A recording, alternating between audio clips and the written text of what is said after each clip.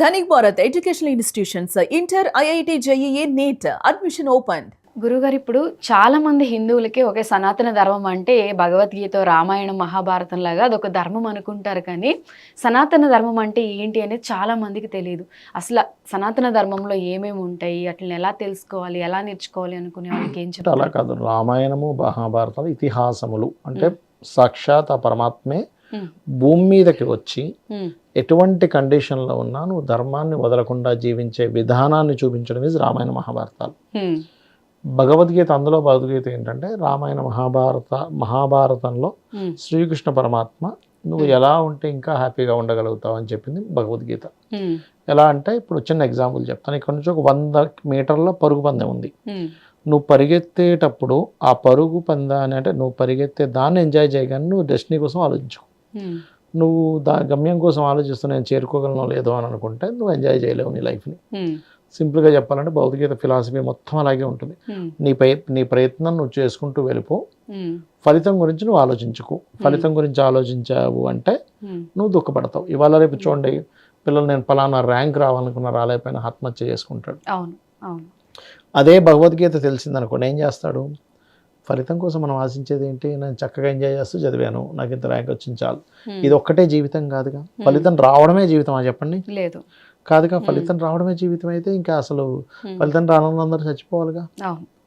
కాబట్టి నువ్వు ప్రతిదీ కూడా ఆ కృష్ణుడికి అర్పితం చేస్తూ నీ ఇష్టదైవాన్ని అర్పిస్తూ నీ పనులు చేసుకుంటూ వెళ్ళు.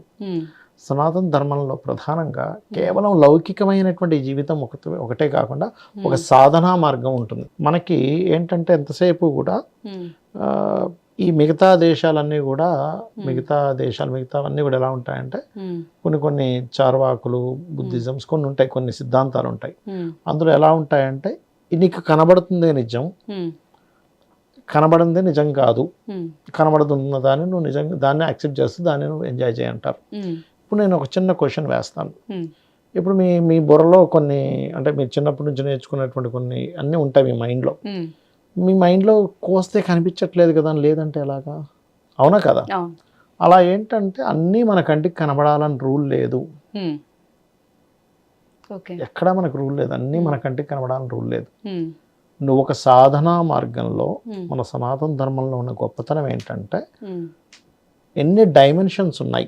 ఒక్కొక్క డైమెన్షన్స్లో ఒక్కొక్క ఇది ఉంటుంది. అంటే దేవతా డైమెన్షన్స్ వేరే ఉంటాయి, పితృదేవత డైమెన్షన్స్ వేరే ఉంటాయి, యక్షుల డైమెన్షన్స్ వేరే ఉంటుంది, లేకపోతే సిద్ధ పురుషుల డైమెన్షన్స్ వేరే ఉంటాయి, కిన్నర్లు, కింపురుషులు, ఇలా రకరకాల పిశాచాలు ఉండే డైమెన్షన్స్ వేరే ఉంటాయి.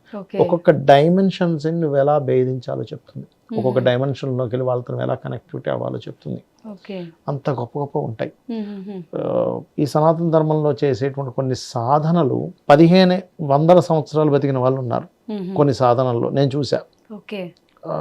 ఒక అతను తీసుకెళ్ళాడు, మా గురువు గారు అని తీసుకెళ్ళాడు. ఆయన చూస్తే జస్ట్ 35-40 లా ఉంది. ఆయనకి 300 years. 300 years చూడడానికి 35-40 years లా ఉంటుంది. అతను చెప్తున్నాడు, నేనే ఉందండి, మా గురుగారు 1500 years, ఆయన ఇంకా ఉంటాడు అన్నాడు. మీరు కలిసారా? నేను కలవలే అతన్ని. ఇతన్ని చూస్తే నాకు ఆశ్చర్యం వేసింది. ఎందుకంటే మనం ఎంతసేపు అంటే లౌకికంగా మనకు తెలిసిందే జ్ఞానం అనుకుంటున్నాం, కానీ ఇవన్నీ కాదు, ఇంకా గొప్ప ఉన్నాయి. అసలు సాధనలు ఉన్నాయి. ఇప్పుడు సాధనలో ఈ దేవతా మార్గంలో హయ్యర్లోకి వెళ్ళిపోయినప్పుడు ఏమవుద్దంటే ఇవన్నీ చిన్నగా అనిపిస్తాయి. ఎందుకు అంత హయ్యర్లోకి వెళ్ళాలి అంటే చెప్తాను చూడండి. ఒక చిన్నపిల్లవాడు ఉన్నాడు, కారు బొమ్మతో ఆడుకుంటున్నాడు, ఆ కారు బొమ్మ లాక్కుంటే ఏడుస్తాడు. అదే చిన్న పిల్లవాడు ఒక 10-15 ఏళ్ళు ఏజ్ వచ్చిన తర్వాత కారు బొమ్మ లాక్కుంటే ఏడవాడు. ఎందుకు? అదే లోకం అనుకునే దాంట్లో లేడు. దీనికంటే ఏముంది, కారు బొమ్మ 200 లేకపోతే 100 రూపాయలు, 1000 రూపాయలు పట్టుకెళ్తే 10 వస్తాయి. నేను దీని గురించి ఎందుకు ఏడుస్తున్నాను? అలాగే హయ్యర్ సాధనలోకి ఎందుకు వెళ్ళాలి అంటే ఇది ఒకటే కాదు లోకం, ఇంకా చాలా ఉంది. అదే కదా, మెడికల్ మిరాకిల్ లా ఉంది ఇప్పుడు మీరు చెప్పేది. అన్ని 100 సంవత్సరాలు బతికారు అంటే అసలు ఇప్పుడు ఉన్న వాళ్ళే రోగాలతో బతుకుతూ ఉన్నారు. అవును, అసలు ఏం లేకుండా. మనకి యోగా ఉంటుంది. యోగాలో ఎంత ఇది ఉంటుంది చూడండి. అసలు ఏజ్ రివర్సింగ్ ఇదంతా కూడా యోగాలో ఉంటుంది. ఏజ్ రివర్స్ అవుతారు. నేను క్లాస్కి వెళ్తున్నా, మీకు చూపిస్తా ఫోటో అయిపోయాక.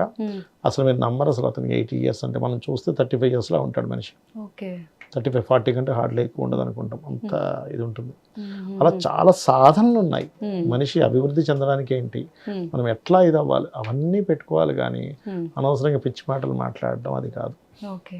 సో ఇప్పుడు యోగా కూడా సనాతన ధర్మంలో ఉన్నదే, మరి యోగా కూడా చేయొద్దని చెప్పాలి ఎవరిని, అంతే కదా. అవును అవును. సో ఫస్ట్ అసలు ఇది ఏంటి అనేది తెలుసుకుంటే ఇలాంటి తెలుసుకోవాలి కదా. డిస్కషన్లు అవి ఎదుటి వ్యక్తిని గౌరవించమని ఉంది, మరి ఎవరిని గౌరవించకూడదు. గురువు గారు, అసలు సనాతన ధర్మం గురించి ఎవరు కమెంట్ చేసినా హిందువులందరూ ఒప్పుకోరు. ఇప్పుడు మనం తమిళనాడులో కూడా ఇంతకు ముందు కూడా సనాతన ధర్మం గురించి కమెంట్ చేస్తారు, మళ్ళీ అదే డిస్కషన్ ఇప్పుడు వస్తుంది. దీనిపైన అసలు మీ ఒపీనియన్ ఏంటి? ఒకటేనమ్మా, ఫస్ట్ ఆఫ్ ఆల్ ఏంటంటే సనాతన ధర్మం అంటే ఏంటో తెలియకపోవడం వల్ల చేసే కామెంట్స్, అదేదో దాని ఏదో వైరస్లా చూడడం, ఇదంతా జరుగుతుంది. ఫస్ట్ అసలు సనాతన ధర్మంలో ఏమున్నాయో నేను చెప్తాను, ఇప్పుడు దాన్ని నిర్మించాలో వద్దో మీకే అర్థమవుతుంది.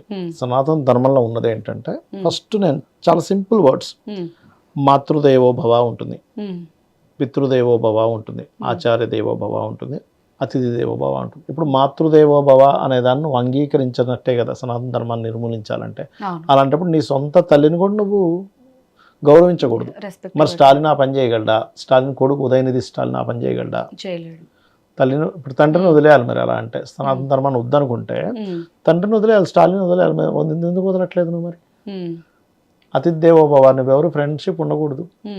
అలాగే నువ్వున్న పొజిషన్ ఏంటి, ఒక లీడర్ నువ్వు. సనాతన ధర్మంలో ఉన్నటువంటిది ఏంటి, సర్వే జనా సుఖినో భవంతో అని ఉంటుంది. నువ్వు చేయాల్సింది ఏంటి, లీడర్గా ఉన్నప్పుడు అందరూ సుఖంగా ఉన్నారు లేదు చూసుకోవాలి. మరి నువ్వు సనాతన ధర్మంలో చెప్పినటువంటి సర్వే జనా సుఖినో భవంతోనే వద్దంటున్నావంటే మీరు దాన్ని వద్దన్నట్టే. సనాతన ధర్మంలో ఉన్నవే అవి, నువ్వు దాన్ని వద్దంటున్నావంటే నువ్వు లీడర్గా పనికిరావు. ఫస్ట్ లీడర్ ఏం కోరుకోవాలి, అందరూ బాగుండాలని కోరుకోవాలి, అవునా కదా. అలాగే అదే సనాతన ధర్మంలో స్త్రీని ఎక్కడైతే పూజిస్తారో అక్కడ దేవతలు తిరుగుతారని ఉంటుంది. మరి స్త్రీని నీ అంచనా పరంగా ఆ స్త్రీని మరి హింసించాలి. అలా అయితే మరి నువ్వు సనాతనం వద్దంటున్నావు అంటే మీనింగ్ తెలియకుండా ఏదో పైకి మీనింగ్ తెలియకుండా ఇదేదో హిందువులకు సంబంధించింది, అతను క్రిస్టియన్ కాబట్టి క్రిస్టియన్ సంబంధించినటువంటి మతోన్మాదంతో మాట్లాడే మాటలు. నిజంగా మనుషులు ఎవరు కూడా హిందూ ముస్లిమ్స్ క్రిస్టియన్స్ కొట్టుకోవట్లేదు. ఇప్పుడు నేను ఉన్నాను, నాకు క్రిస్టియన్ ఫ్రెండ్స్ ఉన్నారు, ముస్లిం ఫ్రెండ్స్ ఉన్నారు, చక్కగా మా ఇంటికి వస్తారు, తింటారు, 2 రోజులు ఉంటారు, వెళ్తారు కూడా. ముస్లిమ్స్ నమ్ముతారా మీరు? ఎవరు లేరు అట్లా. మనం చదువుకున్న చిన్నప్పటి నుంచి స్కూల్స్లో ఎంతసేపు ఏంటంటే ఈ లీడర్స్ ఓటు బ్యాంక్ కోసం చేసే పనులు, అంతకుమించి ఏమీ లేదు ఇక్కడ. నిజంగా సనాతన ధర్మంలో ఇలాంటివి కొన్ని 100,000 ఉన్నాయి విషయాలు. అన్నీ కూడా ఒక ధర్మబద్ధమైనటువంటి విషయాన్ని చెప్పేటువంటివి. ధర్మబద్ధంగా బ్రతకమని చెప్పేది సనాతన ధర్మం. ఇప్పుడు ఒక అతను ఉన్నాడు, అతను ఇంట్లో ఉండే భార్యని పిల్లల్ని సరిగ్గా చూసుకోకుండా ఇష్టం వచ్చినట్టుగా వ్యసనాలకు గురై వాళ్ళని మీరు ఎట్లయినా చావాలని వదిలేసి అధర్మబద్ధంగా తిరుగుతున్నాడు అనుకోండి, ఆ వ్యక్తిని ఎవరైనా మెచ్చుకుంటారా? సనాతన ధర్మంలో ఏముంది, నీ బాధ్యతలు నువ్వు చెయ్యి, నీ ధర్మాన్ని నువ్వు పాటించు అని ఉంటుంది. నీ ధర్మాన్ని నువ్వు పాటిస్తూ నువ్వు బాధ్యతగా ఉండడం తప్పెలా అవుతుంది? సనాతన ధర్మం తప్పెలా అవుతుంది? అంతే కదా. మీరు అన్నట్టు ఇప్పుడు హిందువులది కాబట్టి దానికి ఒక రిజెక్షన్, దానికి హిందూ సంబంధం పెట్టుతున్నారు, కానీ హిందువుకు మాత్రమే వచ్చి కలిసి సంబంధం కాదు. ప్రతి మనిషి పాటించవలసినటువంటి కనీస ధర్మాలు సనాతన ధర్మం అంటే. ఓన్లీ హిందువులకు ఒకటే కాదు, ప్రతి ప్రాణికి సంబంధించిందమ్మా అది. ఇప్పుడు మీరు ఏ క్యాస్ట్లో పుట్టినా, ఏ దాంట్లో పుట్టినా, హిందూగా పుడతావా, ముస్లింగా పుడతావా, సిఖ్గా పుడతావా, బుద్ధిజం తీసుకున్నావా, లేకపోతే హిందూ దాంట్లో ఉన్నావా, నువ్వు తల్లిని ప్రేమించావా, తల్లిని నువ్వు గౌరవించవా? మరి సనాతన ధర్మంలో ఉన్నదే అది.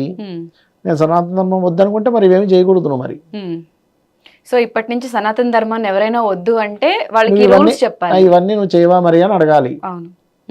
సనాతన ధర్మాన్ని అని చేయాలి, తొక్కేయాలి, సనాతన ధర్మం వల్ల ఇవన్నీ వస్తున్నాయంటే మరి సనాతన ధర్మంలో ఇవి ఉన్నాయి, ఇవన్నీ నువ్వు చేయవా చెప్పు. నీ తల్లిని నువ్వు బయటికి గెంటేస్తున్నావా, ఇంటి నుంచి తండ్రిని గెంటేస్తున్నావా, అతిథిని గెంటేస్తున్నావా, స్త్రీని గౌరవించట్లేదా, అందరూ బాగుండాలని నువ్వు కోరుకోవట్లేదా చెప్పు. ఇవన్నీ కాదనుకుంటే నువ్వు నిజంగా సనాతన ధర్మాన్ని అంటే అప్పుడు నిన్ను అందరికి గెంటేయాలి, నువ్వు ఇవి ఏమి చేయట్లేదంటే. ఫస్ట్ వాళ్ళకి మీనింగ్ చెప్పాలి, మీనింగ్ తెలియదు, అసలు అందులో ఉన్న మంచి ఏమిటనేది చెప్పాలి. చెప్పి అప్పుడు ఒక చిన్న ఫుడ్డే ఉంది, అది పాడైపోతే మనం తినం, బాగుంటే తింటాం. అంటే ఇక్కడ ఏంటి, ఏదైతే బాగుందో దాన్ని మనం స్వీకరిస్తాము, ఏదైతే మనకి మంచిది కాదో దాన్ని వదిలేస్తాం.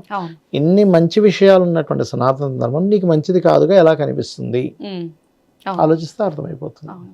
సో ఇప్పటి నుంచి ఏ రాజకీయ నాయకులైనా కమెంట్ అంటే చిన్న చిన్న వాళ్ళు దీని గురించి కమెంట్ చేయడం వేరు, అంత అంటే పెద్ద తెలియకపోవడం వల్ల ఇప్పుడు ఏమీ లేదు. ఇవాళ రేపు ఏమైపోయిందంటే వైరల్ అవ్వాలి, నేను ఒక నెగటివ్ మాట మాట్లాడితే వైరల్ అవుతాను. ప్రకాష్ రాజ్ కూడా మొన్న అంతే కదా, రాముడు సీత గురించి వాళ్ళ గురించి అదేదో పళ్ళు దొంగతనం చేశారు, పిచ్చి మాట్లాడాడు. అంటే ఏంటంటే నెగటివ్ తొందరగా స్ప్రెడ్ అవుతుంది కాబట్టి నేను నలుగురిలో కనబడతాననే భావనతో వెళ్తున్నారు. కానీ నిన్ను ముందు ఆహా ఊహా నీతో సెల్ఫీలు దిగొచ్చేమో, కానీ వెనక్కి వెళ్ళి ఊస్తారు, అంతకుమించి ఏమీ లేదు అక్కడ. ఎవరైనా ఇలా సనాతన ధర్మం గురించి మాట్లాడినప్పుడు మీకు ఏమనిపిస్తుంది అంటే, చిన్నప్పటి నుంచి ఒక ఎడ్యుకేషన్లోనో లేకపోతే ఇంకొక దాంట్లోనో అసలు సనాతన ధర్మం అంటే ఏంటో తెలియజేస్తే, ధర్మం అని అందులోనే ధర్మం అని పేరుంది. ధర్మము అంటేనే నువ్వు ధర్మబద్ధంగా బ్రతకడము, ధర్మబద్ధంగా ఉండడము, ధర్మబద్ధంగా ఆలోచించడము, ధర్మబద్ధంగా నీ యొక్క లైఫ్ స్టైల్ని మలుచుకోవడం.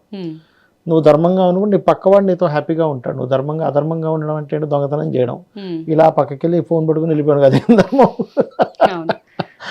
అట్లా అనమాట.